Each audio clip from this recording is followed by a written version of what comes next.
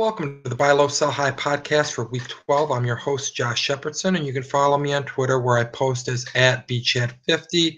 And the first buy low candidate that I'm going to jump right on here out of the gate is TJ Yeldon of the Jacksonville Jaguars. He played on a short week last week on the Thursday night football game, and he was in a walking boot right up until basically game day. He was a game time decision, was able to give it a go. Was fed the rock 14 times on the ground, carried it for 54 yards, also added 3 receptions for 28 yards. So in all, he totaled 82 yards from scrimmage. Not bad for a guy who was less than 100% and on a short week, but people who are just perusing the box scores are going to see another lackluster-ish effort. Didn't put up a big yardage total, didn't find the end zone, and that's a recent-ish trend for TJ Yeldon, but he continues to get work every single week. He's carried the ball at least 11 times in every contest this season, and he has multiple receptions in 8 of 9 contests this year. Perhaps most importantly, he has an incredibly soft schedule down the stretch. This week, he faces the Chargers, and no team has surrendered more fantasy points per game to running backs than the San Diego Chargers. The Jaguars are favorites at home, which should be good for game flow for Yeldon and should enhance his value this week in this dreamy matchup. He has a tough matchup in Week 13 against the Titans again, but remember, he did just manage 82 yards against them from scrimmage, and he was at less than 100% and working on a short week. I expect at least that kind of output against the Titans in the Week 13 rematch. After that, it's smooth sailing. Week 14, he faces the Colts, who have allowed the 9th most fantasy points per game to opposing running backs. In Week 15, he faces the Falcons, who have allowed the 6th most fantasy points per game to opposing running backs. And in Week 16, your fantasy championship, he faces a Saints team that's allowed the 4th most fantasy points to running backs this year. So that is a great stretch of games, a great opportunity for Yeldon to play at a very high level, and I believe he's a RB1 going forward. He hasn't played like an RB1 in recent weeks, which means he could probably be had at the price of a mid-tier, maybe low-tier RB2. Obviously, it depends from league to league. There have been a rash of injuries at the running back position. So if he's the last man standing on a roster, it's going to be a little bit harder to pry him away than if he's just another guy in a healthy backfield. But it's worth kicking the tires on Yeldon, especially even if you have to give up a back yourself, maybe like a DeMarco Murray or somebody of that nature, and throw in some other players on both sides to make a deal work. Yeldon's worth acquiring. He's an RB1 down the stretch. He's going to get volume. He's got a great schedule, and his recent production means that he should be able to be had cheaper than the value he's going to produce down the stretch. Next up is a buy low for me is Dez Bryant, and this might seem a little bit strange if you watched the podcast last week or if you read the article. You know that I touted Tony Romo as a sell high, citing the strength of schedule the remainder of the year, and 2 December matchups that could be problematic from a weather standpoint. One at Green Bay in December and the other in Buffalo at the end of December. Both have the potential for snow just based on their location. Both are very snowy winter destinations, and that could pose some problems for Tony Romo. But I do like Dez Bryant. He's a clear-cut number 1 in that passing offense. He was targeted 9 times in this in Romo's first game back. Only totaled 4 receptions on those 9 targets, so he caught less than half of his targets. Only totaled 45 yards receiving.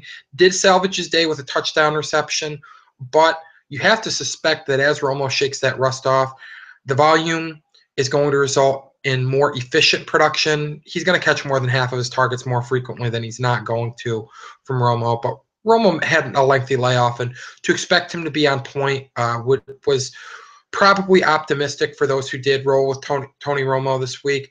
There are some tough matchups down the stretch, including a showdown with Josh Norman this week and a matchup with Darrelle Revis a little bit later in the season against the Jets. But keep in mind, Darrelle Revis was just torched by DeAndre Hopkins. Dez Bryant's a special receiver like Hopkins is. Certainly wouldn't put it past him to clown Darrelle Revis the way that DeAndre Hopkins did. And anytime you can get an elite receiver like Dez Bryant, a guy who has top 5 at his position upside at the price of probably a low-end wide receiver 2, given his production this year, given his first game back with Romo, you have to do it. And Romo can, or Bryant can probably be had at a cheaper price than he should be, even with a couple hiccups on the schedule and some things that maybe don't line up perfectly for him down the stretch. He's an elite talent that's worth gambling on. If you can get him for a wide receiver 3 and say a running back like Ronnie Hillman or Latavius Murray, for instance, get Bryant and maybe some depth, maybe a guy like Buck Allen, for instance, something like that, where they're upgrading their receiver or their running back while downgrading their receiver. You're upgrading your receiver while downgrading your running back. That's the type of move that I would suggest making. Or there's another receiver that I'll be highlighting in the sell highs that I would try to trade straight up for Dez Bryant at this point. But this is a time of year where you need to be consolidating depth. You should be if you've got depth, you can't start them all. If you're in a favorable position to reach the postseason, try and package up for some superstars. There are certainly some teams around every league, seemingly, that are fighting for playoff position, that have been bit by the injury bug and need some reinforcements. Try and steal a superstar off of their team for a depth trade, because if you're in a position to make the playoffs, now's the time to put all your eggs in the basket of your starters. That's the way you win championships. Moving on to the sell high candidates, the receiver that I teased as a guy that I would try to trade 1-for-1 for Dez Bryant if you could is Demaryius Thomas, the #1 for the Denver Broncos. Deeming him a sell high might be a case of me taking some liberties with the expression selling high. Demaryius Thomas is coming off of his second lowest yardage output in a game this season with just 59 yards, but he was targeted 8 times, and his value may not be higher than it is right now in terms of it could get lower, essentially. Brock Osweiler was a competent passer, but he's also facing a Bears defense that is not elite by any stretch of the imagination. And while he played fairly well, he wasn't given a ton of leash. I mean, it was very much a ball control offense. They ran the ball 36 times and attempted just 27 passes. And I think that you're going to see Gary Kubiak try and continue with that trend. This week they face the Patriots. Obviously, Tom Brady can hang some points in a hurry, so they may not be able to follow that line of game plan, but they also may be without Danny Amendola, who underwent an MRI on his knee, has a knee sprain, is considered week to week at this point. That offense can't hang points like they usually do. Broncos will probably try to play keep away, and they may not be forced into a position where Osweiler has to air it out a ton. That would mean possibly decreased volume for Demaryius Thomas. The 8 targets might be a pretty standard number of looks per game the rest of the season. We have yet to see what Brock Osweiler will do when he has a healthy Emmanuel Sanders. Sanders was inactive for the last contest. And Sanders is a stud in his own right. So how Osweiler uses him remains to be seen. I think there are enough question marks around Thomas at this point. Cashing out on him, if you can deal him as a low-end wide receiver 1, is worthwhile. Eliminate some of that risk of using a receiver that's tied to a quarterback who has 1 career NFL start. Granted, it was a decent first NFL career start. There's a lot of questions around Brock Osweiler, and we won't have answers to those until the end of the season. So if you can cash out on some uncertainty, move a guy who has a high perceived ceiling because he has put up big numbers at the NFL level. He's put him up this year. Hasn't found the end zone a lot, but still a big yardage guy, still a very effective receiver. Can do it on short passes and turn them into long ones by running after the catch. Is a big threat downfield. There's certainly good selling points for him, and the schedule isn't terrible for him. So he should be the toughest guy in the world to sell. I would cash out for a little bit more certainty. Of course, I say cashing out for more certainty, and one of the receivers that I suggest as a target is Martavis Bryant. Bryant, not exactly a consistent receiver from week to week, but he played really well with Big Ben in their last start, in Big Ben's relief appearance, I should say. Last game, Bryant's a huge play threat, much like Thomas is.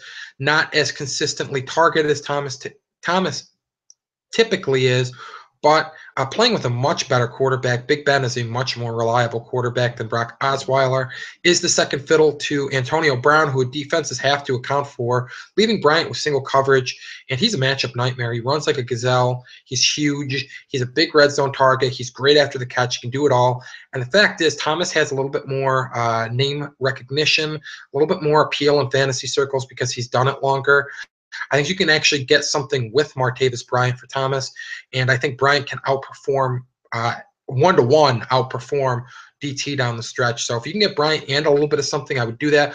Otherwise, as I said, I would swap Dez Bryant in a 1-for-1 for Demaryius Thomas. Again, I trust Tony Romo a lot more than I trust Brock Osweiler at this point. You know, you're going to get steady looks from Dez Bryant.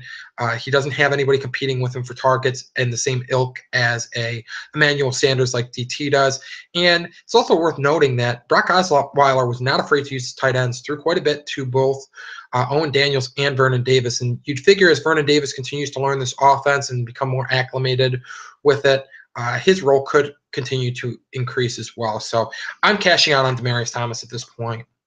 I'm also cashing out on another receiver if I own him, and I don't own him in any fantasy leagues. He's a guy that I've advocated selling before. His sell window closed for a little bit, but it appears to be wide open again. James Jones of the Green Bay Packers is coming off of his second best game of the year, a game where he totaled where he led the way in receptions, targets, and receiving yards for the Packers with 6, 12, and 109 respectively. He also caught a touchdown. The targets were a season high.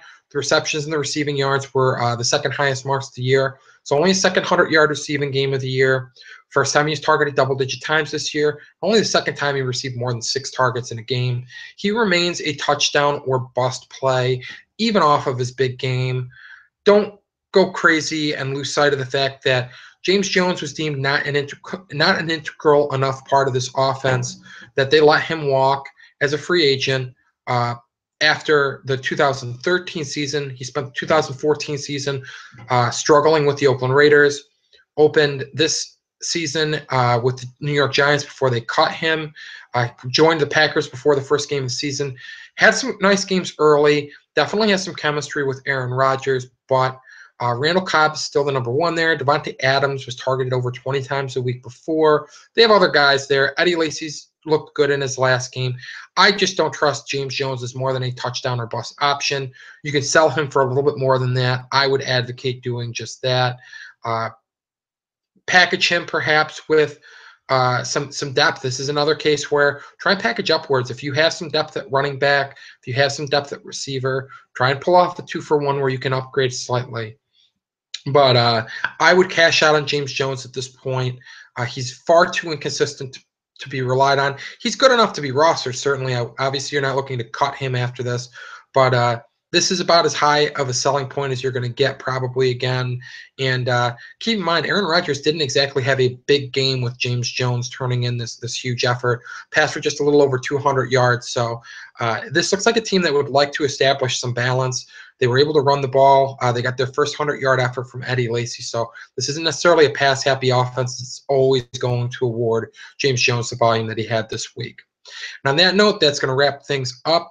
Have a happy Thanksgiving this week. Check out fantasyfootballcafe.com, where we have some great articles, podcasts, and a very active fantasy football forum where everybody seems to be willing to talk trades and keep for questions, as well as share breaking news. So get on there, interact with some very happy, very upbeat, very enthusiastic fantasy football owners, and check out that great content that should help you win your leagues this year. Until next week, good luck.